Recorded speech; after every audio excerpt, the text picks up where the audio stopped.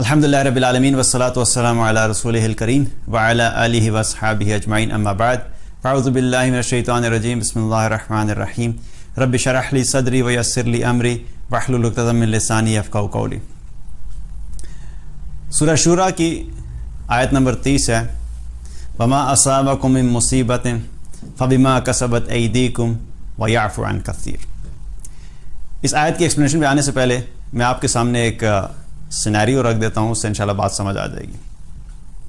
گھر میں جب آپ نے دیکھا ہوگا کہ اکثر گھروں میں جو چھوٹے بچے ہوتے ہیں، 3 سال یا 4 سال کا بچہ، تو والد صاحب نے کچھ رولز بنائے ہوئے ہوتے ہیں، ڈوز اینڈ ڈونٹس، کیا کرنا ہے کیا نہیں کرنا۔ اور نہ کرنے والی لسٹ تو بہت لمبی ہوتی ہے، یہ بھی نہیں کرنا، یہ بھی نہیں کرنا، I know that, I can see some smiles around here. لیکن کیا ہوتا ہے کہ وہ لسٹ اس لیے بنائی ہوتی ہے کہ بھئی گھر کے کچھ ڈسپلنز ہیں، کچھ رولز ہیں، ان کو فالو کرنا ہے۔ اب بچے کو کیا کہا ہوتا ہے، دیکھو یہ جو صوفہ ہے، تم نے صوفے کے اوپر چھلانگیں نہیں لگانی، جمپ نہیں کرنی، صوفے پہ چڑھنا پھر جمپ کرنا۔ بچوں کو شوق ہوتا ہے نا صوفے پہ جمپس مارنا، تو منع کہتے ہیں صوفے پہ جمپس نہیں کرنی۔ پھر کہتے ہیں اچھا یہ جو سائڈ پہ ٹیبل ہے، یہاں پہ شیشے کا ٹیبل ہے، اس کے گرد تم مجھے بھاگتے ہوئے نظر نہیں آؤ، یہ بھی رول ہوتا ہے۔ پھر کیا کہتے ہیں، اچھا یہ جو پینسل ہے، تم پینسل سے مجھے دیوار پہ لائنیں لگاتے ہوئے نظر نہیں آؤ۔ پھر ہم کہتے ہیں کہ یہ جو الیکٹرسٹی کے ساکٹس ہیں، بجلی کے یہ جو ساکٹس بنے ہوئے ہیں، ان کے قریب مت جانا، ان کو ہاتھ نہیں لگانا۔ بچوں کو یہ بڑا شوق ہوتا ہے کہ وہ بجلی کے ساکٹس کے قریب جا جا کے چھیڑتے آنے۔ پھر انہیں کہتے ہیں کہ یہ جو ہیٹر ہے نا، ہیٹر کے قریب نہیں آنا۔ اب یہ ساری چیزیں بتائی ہوتی ہیں۔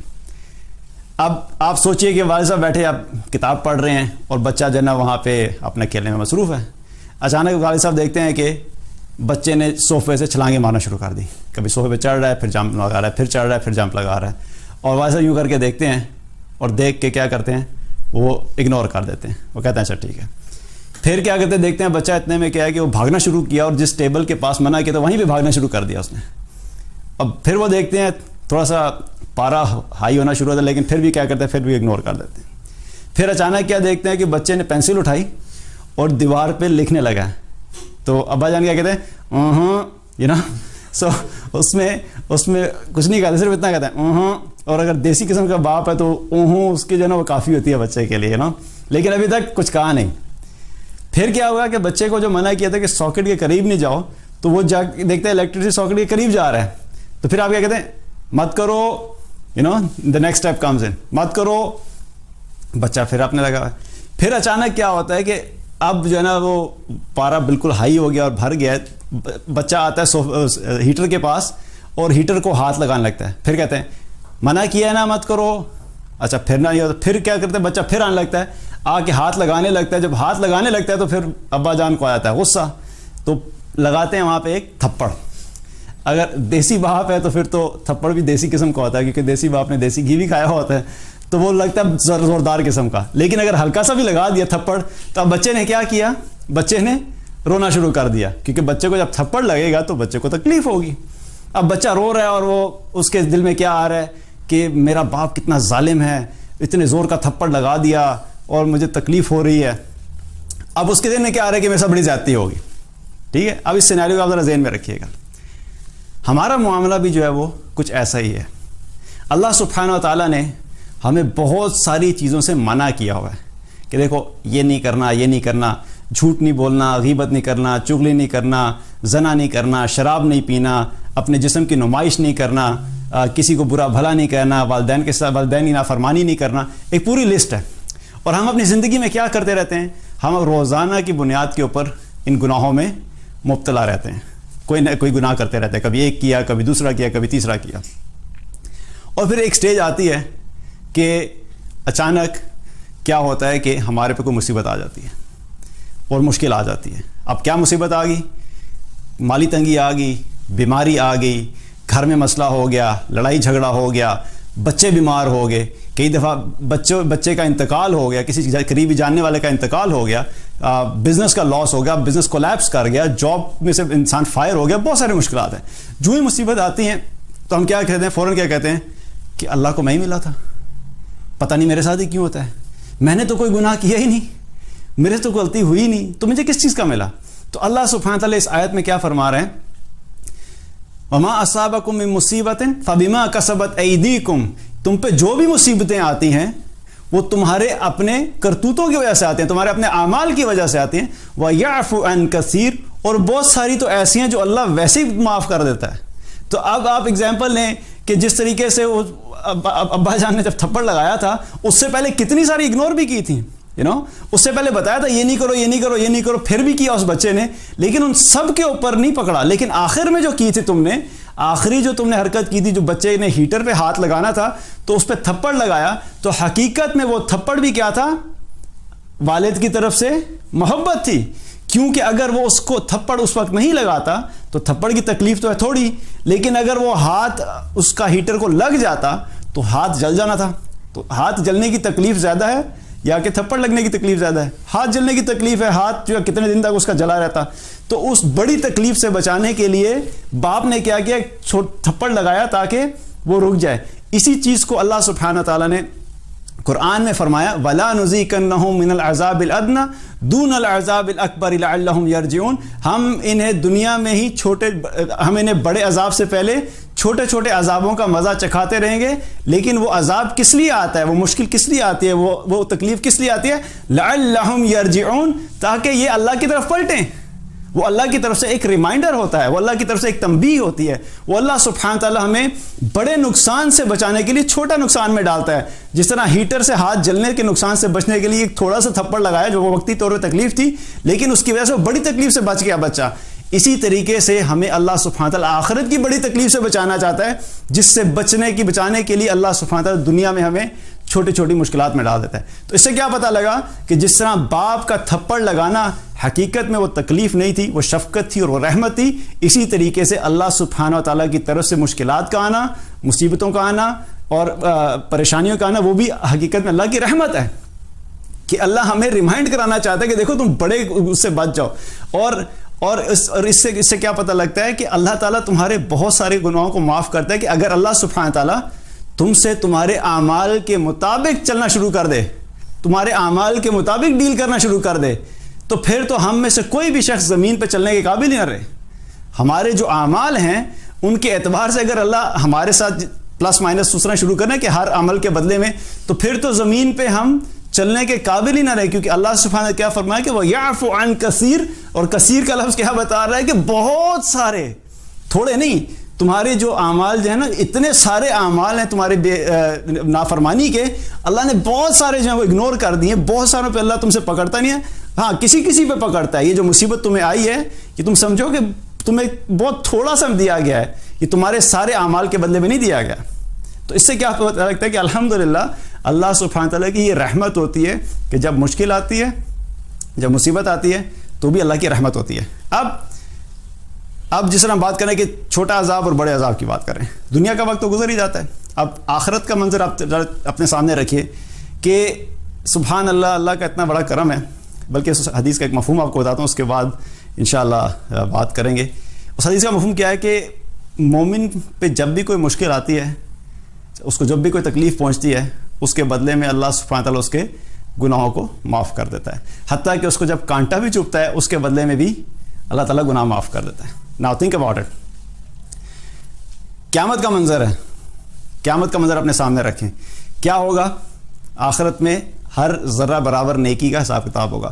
فَمَن يَعْمَلْ مِثْقَالَ ذَرَّةٍ خَيْرًا يَرَهُ وَمَن يَعْمَلْ مِثْقَالَ ذَرَّةٍ شَرًّا يَرَهُ، کہ جس نے ذرہ برابر بھی نیکی کی ہوگی اللہ تعالیٰ قیامت کے دن وہ بھی دکھا دے گا، اور جس نے ذرہ برابر بھی گناہ کیا ہوگا اللہ تعالیٰ وہ بھی دکھا دے گا. ایک ذرہ برابر بھی معاف نہیں ہوگی، مطلب ایک ذرہ برابر بھی جو ہے مس نہیں ہوگا، وہ سب کچھ لکھا ہوگا. اب قیامت کے دن یہ سب کچھ پریزنٹ ہوگا.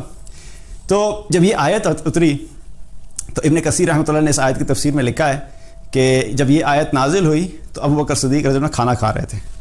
جب وہ کھانا کھا رہے تھے تو کھانا کھاتے کھاتے رک گئے. تو رسول اللہ صلی اللہ علیہ وسلم وہاں موجود تھے. تو ابو بکر رضی اللہ عنہ نے فرمایا، عرض کیا کہ یا رسول اللہ، کیا ہمارے سے ہر نیکی، ہر بھلائی اور ہر گناہ کے بارے میں پوچھا جائے گا؟ تو آپ صلی اللہ علیہ وسلم نے فرمایا کہ ابو بکر سنو، جتنی بھی چیزیں خواہشات تمہاری خواہش کے خلاف ہوتے ہیں وہ ساری گناہوں کے کفارے کے نتیجے میں ہوتی ہیں. ان کے ذریعے سے اللہ تعالیٰ گناہوں کا کفارہ کر دیتا ہے. کیا مطلب؟ کہ آپ نے جو خواہش کی تھی کہ آپ کو ایک چیز چاہیے، لیکن آپ کی وہ خواہش پوری نہیں ہوئی. جب خواہش پوری نہیں ہوئی تو آپ کو دل میں تکلیف ہوئی، رنج ہوا، اس کے بدلے میں اللہ نے گناہ معاف کر دیا۔ اب یہ آپ خواہش کی لسٹ بناتے جائیں، میں جائز خواہشات کی بات کر رہا ہوں، ناجائز کی بات نہیں کر رہا ہوں۔ کوئی یہ کہے کہ میری خواہش تھی کہ میں میٹالیکا کا کانسرٹ اٹینڈ کرتا، اس خواہش کی بات نہیں کر رہا۔ جائز خواہشات جو انسان کرتا ہے دنیا میں، ہر ایک کی ہوتی ہے، ہر ایک کی خواہش ہوتی ہے کہ میرے پاس مال ہو، ہر ایک کی خواہش ہوتی ہے میرے پاس اچھا گھر ہو، ہر ایک کی خواہش ہوتی ہے میرے پاس اچھی گاڑی ہو۔ کوئی ایسا شخص نہیں ہوگا جو کہ نہیں مجھے مال بالکل نہیں چاہیے، لیکن ہر ایک کو اللہ دیتا نہیں ہے اور ہر خواہش پوری نہیں کرتا۔ تو جو خواہش نہیں پوری ہوتی، اس خواہش کے پورے نہ ہونے کی وجہ سے بھی اللہ سبحانہ وتعالیٰ گناہ معاف کرتے، وہ کفارہ بن جاتا ہے۔ اور پھر آپ نے فرمایا کہ نیکیاں تو اللہ کے ہاں ویسے ہی جمع شدہ ہیں، گناہ ادھر سے معاف ہوتے جا رہے ہیں اور نیکی اللہ کے ہاں جمع ہوتی چلی جا رہی ہیں۔ اب آگے چلتے ہیں، ہم قیامت کی بات کر رہے تھے کہ قیامت کا دن جب قائم ہوگا، میدان محشر ہوگا، جنت لائی جائے گی، جہنم لایا جائے گا، ترازو قائم ہوگا، لوگ اپنے نفسا نفسی کے عالم میں وہاں پہنچ رہے ہوں گے، اور ہم نے بات کر لی کہ ذرہ برابر بھی خیر کی ہوگی اس کا بھی اجر نظر آئے گا، ذرہ برابر بھی شر کیا ہوگا، گناہ کیا ہوگا، اس کا بھی اجر نظر آئے گا۔ اب یہ سارا چیز جو ہے جو قیامت میں نظر آئے گا، اصل میں لکھا ابھی جا رہا ہے۔ آج ہم جب نیکی کرتے ہیں تو کیا ہوتا ہے کہ ہمارا دائیں سائڈ پہ نیکی والا فرشتہ لکھ لیتا ہے، اور ہم گناہ کرتے ہیں تو کیا ہوتا ہے کہ بائیں سائڈ پہ جو فرشتہ ہے وہ لکھ لیتا ہے۔ ہاں، یہ ایک الگ بات ہے کہ دائیں سائڈ والا ہمارا بیچارہ اکثر ہی خالی بیٹھا ہوا ہوتا ہے، اور جو لیفٹ سائڈ والا ہے وہ اوور ٹائم لگا ہوتا ہے، لکھ رہا ہے، بیچارے دائیں والے کو موقع ہی نہیں ملتا، تو وہ کیا ہے کہ اب سب چیزیں کیا ہو رہی ہیں، لکھی جا رہی ہیں، لیکن ابھی ہمیں نظر نہیں آ رہی۔ قیامت کے دن یہ ہمارے نامہ اعمال میں دکھا دیا جائے گا۔ اور پھر قیامت کے دن کے بارے میں اللہ تعالیٰ نے کیا فرمایا؟ فَأَمَّا مَنْ ثَقُلَتْ مَوَازِينُهُ فَهُوَ فِي عِيشَةٍ رَاضِيَةٍ وَأَمَّا مَنْ خَفَّتْ مَوَازِينُهُ فَأُمُّهُ هَاوِيَةٌ۔ جس کا نیکیوں والا پلڑا بھاری ہو گیا وہ کامیاب، اور جس کا گناہوں والا پلڑا بھاری ہو گیا وہ اس کا ٹھکانہ کیا ہے؟ ہاویہ، وہ ناکام ہو گیا۔ So now just imagine this thing, کیا ہو رہی ہیں کہ نیکیاں بھی ایڈ ہو رہی ہیں اور گناہ بھی ایڈ ہوتے چلے جا رہے ہیں۔ ایک طرف نیکیاں ایڈ ہو رہی ہیں، ہماری کئی دفعہ ہماری سچویشن کیا ہوتی ہے کہ ہم لوگ نیکیاں کر نہیں سکتے، ہم اپنی نیکیوں سے کچھ درجات کو حاصل کر نہیں سکتے۔ تو کیا ہو رہا ہے کہ اب نیکیاں جو ہے وہ بڑھ نہیں رہی، لیکن گناہ بڑھتے چلے جا رہے ہیں، گناہ بڑھتے چلے جا رہے ہیں۔ اب جب ہمارے نیکیاں کم ہو گئی اور گناہ بڑھ گئے تو اللہ سبحانہ تعالیٰ کی رحمت کیا ہوتی ہے کہ اللہ تعالیٰ ہمیں کیا کرتا ہے؟ مشکلات میں ڈال دیتا ہے کہ میرا یہ بندہ اب نیکیوں میں آگے نہیں بڑھ پا رہا، تو اس کو کسی طریقے سے کامیاب ہونا ہے تو اس کو مشکلات میں ڈال دو۔ جب مشکلات میں ڈالتے ہیں، آپ کا پاؤں سلپ ہوا، آپ کی گناہ نکل گیا، آپ کو چوٹ لگی، آپ کا گناہ نکل گیا، آپ کا کھانا پکاتے ہوئے ہلکا سا ہاتھ پہ گرم سے کچھ لگا، جل گیا، گناہ نکل گیا، آپ کی جاب میں پرابلم ہوا، گناہ نکل گیا، بزنس میں لاس ہوا، گناہ نکل گیا۔ آپ دنیا میں جس بھی مشکل میں پڑتے ہیں، اب یہ کیا ہو رہا ہے کہ جو گناہوں کا پلڑا ہے وہ سارا نکلتا جا رہا ہے، اور نیکیاں اپنی جگہ موجود ہیں۔ تو حقیقت میں کیا ہو رہا ہے کہ اللہ سبحانہ تعالیٰ ہماری آخرت کی کامیابی کے لیے بھی ہم پہ یہ رحمت کرتا ہے کہ دنیا میں ہی ہم پہ ایسی سچویشن ڈالتا ہے کہ جب قیامت کے دن تمہارا جو پلڑا گناہوں کا بھاری ہونا ہے، اس سے بہتر ہے کہ تم اس کا دنیا میں ہی کچھ نہ کچھ خمیازہ پے کر دو، کچھ پرائز پے کر دو، تاکہ تمہارے آخرت کی کامیابی، آخرت کی ناکامی سے تم لوگ بچ جاؤ۔ تو حقیقت میں مشکلات جب آتی ہیں تو ان کے بدلے اللہ سبحانہ تعالیٰ ہمارے لیے ساتھ خیر کا معاملہ کر رہا ہوتا ہے، وہ ہماری ہی کامیابی کے لیے چھوٹی چھوٹی مشکلات میں ڈالتا ہے تاکہ ہم آنے والی بڑی ناکامی سے بچ جائیں۔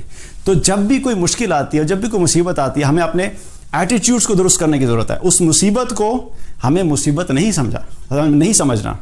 یہ ایک نیچرل سی بات ہے کہ فیلنگز تو اپنی جگہ پہ ہیں، ایموشنز تو ہیں۔ آپ کو جب مالی نقصان ہوتا ہے تو غم تو ہوتا ہے، آپ کے بچے کو کوئی شدید چوٹ لگ گئی تو غم ہوگا، آپ کے کسی قریبی جاننے والے کی وفات ہوگی تو غم تو ہوگا۔ اگر رسول اللہ صلی اللہ علیہ وسلم اپنے بیٹے ابراہیم کی وفات پہ رو سکتے ہیں تو وہ ایموشنز ہیں، اس پہ ایموشنز تو ایک فطرتی بات ہے، وہ اللہ کے رسول صلی اللہ علیہ وسلم میں بھی تھے۔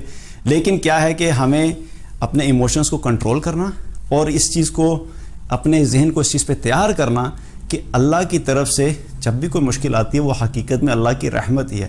جب ہم اس کو پازیٹیولی لیں گے کہ انشاءاللہ اس کے بدلے میں اللہ میرے آخرت کے درجات بلند کر رہا ہے، اس کے بدلے میں اللہ مجھے آخرت میں کچھ پے کرے گا، اس کے بدلے میں اللہ تعالیٰ مجھے آخرت میں کمپنسیٹ ضرور کرے گا، اس یقین کے ساتھ زندگی گزار رہا اور اس چیز پہ رکھنا کہ یہ اللہ کی حقیقت میں رحمت ہی ہے، اور یہ بھی یقین رکھنا کہ اچھا چلو یہ آئی ہے، اگر گاڑی کا ایکسیڈنٹ ہو گیا تو کوئی بات نہیں، گاڑی تھوڑی سی خراب ہوئی ہے نا، جان تو بچ گئی۔ اگر بچے کو چوٹ لگی، ہاتھ میں کٹ لگ گیا تو اللہ کا شکر ہے صرف کٹ لگا ہے نا، جان تو بچ گئی۔ تو اس کو ہم نے اس ایسپیکٹ میں دینا کہ اس سے بھی برا ہو سکتا تھا، اگر ہمارے اپنے اعمال کی طرف ہم دیکھیں تو ہم اپنے اعمال کے اعتبار سے تو ہم ہمارے ساتھ اللہ اگر کرنا شروع کر دے تو اٹ کوڈ ہیو بین ورس دین دس. الحمدللہ کہ اللہ نے بڑی مشکل سے بچا لیا. تو اس اپروچ کے ساتھ انشاءاللہ اگر ہم زندگی بسر کریں گے تو مشکلات اور مصیبتیں بھی اللہ کی طرف سے ہم ایک قسم کی ہمارے لیے رحمت ہی ہوتی ہیں. ہاں اپنے اعمال کو درست رکھیں, کوشش کریں کہ زیادہ سے زیادہ نیک اعمال ہوں, برائیاں کم سے کم ہوں, لیکن اس کے باوجود نیک اعمال کرنے کے باوجود بھی مشکلات آتی ہیں. انبیاء علیہ السلام سے آگے بڑھ کے تو نیک کوئی بھی نہیں ہو سکتا, ان کی زندگیوں میں مشکلات آئیں, لیکن کیا ہے صحابہ کی زندگیوں میں مشکلات آئیں, لیکن وہ مشکلات ان کی آخرت کے درجات کو بلند کرنے کے لیے تھی. اسی طریقے سے ہماری زندگی میں جو مشکلات آتی ہیں وہ بھی حقیقت میں ہمارے آخرت کے درجات کو بلند کرتی ہیں اور ان کے ذریعے سے اللہ سبحانہ و تعالیٰ ہمارے گناہوں کو معاف کرتا چلا جاتا ہے.